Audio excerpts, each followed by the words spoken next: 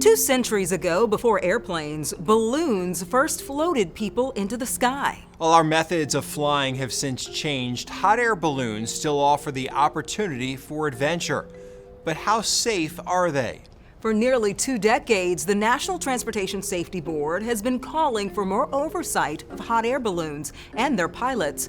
But the NTSB can only investigate crashes and recommend changes. Investigative reporter Amy Cutler has an in-depth look at who has to act to add more policies that could protect riders.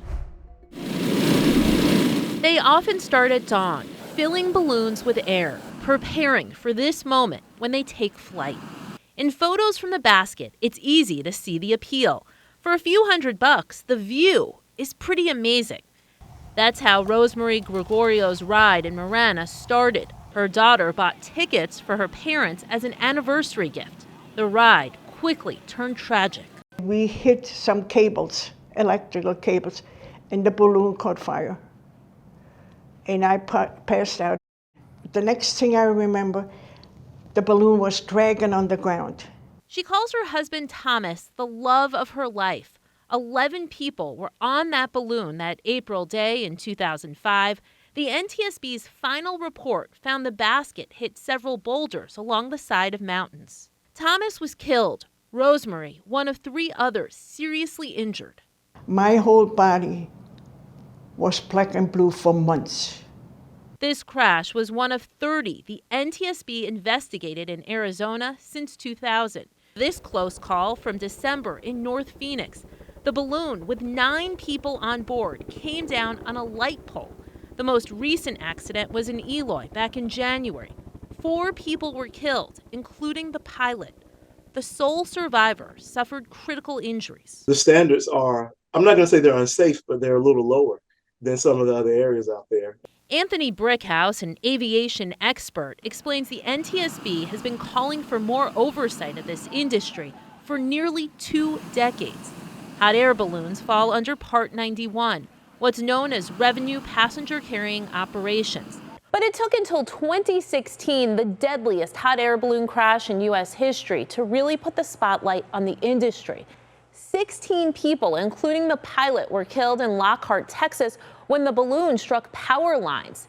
Now, the pilot, Skip Nichols, had served 2 prison sentences for drug and alcohol-related offenses and had several prescription drugs in his system at the time of the crash. The NTSB was so concerned, they commissioned this report on the issue. It came out in 2021. It recommends closing loopholes, developing national safety standards, and a database for all of these operators. Yet to date, only one recommendation from the report on the Lockhart crash has been adopted. It requires balloon pilots to have additional medical clearance, or what's known as a second-class medical. If you have people on board, you should definitely be of a certain level of help. We found records that show the pilot in the Eloy crash did have a medical certification. It's a move the Balloon Federation of America, or BFA, a trade group that advocates for the ballooning industry, remains opposed to.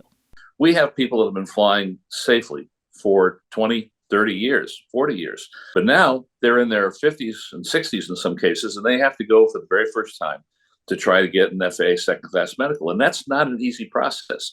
They say more regulation isn't the answer. You cannot mandate attitude. You cannot mandate decision and judgment and decision-making process. What do you think it'll take to finally make the FAA act on this?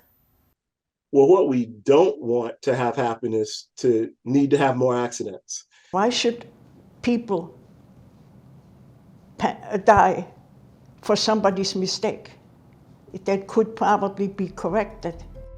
We reached out to the FAA. They pointed us to their response to the NTSB's recommendations back in 2022, saying they'd conducted more than 7,000 surveillance inspections, and about 480 of them resulted in follow-up activity, noting it fulfills the requirements and intent of their safety recommendation. If taking a hot air balloon ride is on your bucket list, FAA data shows the vast majority of their inspections happen at festivals or shows rather than at an individual location. With more people attending, there's more oversight.